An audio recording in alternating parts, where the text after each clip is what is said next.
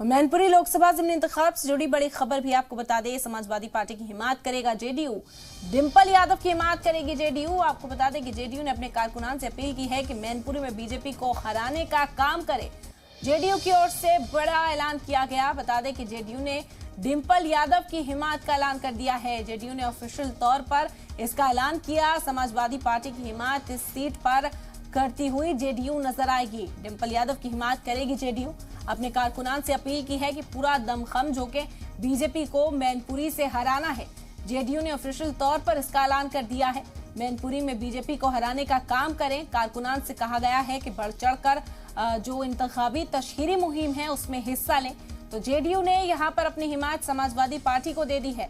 बड़ी खबर है ज़िमनी इंतखाब से जुड़ी हुई। उत्तर प्रदेश में लगातार हलचल जारी है। बता दें कि 5 दिसंबर को वोटिंग होनी है रामपुर, खतौली और मैनपुरी की सीट पर, और अब जेडीयू भी हिमायत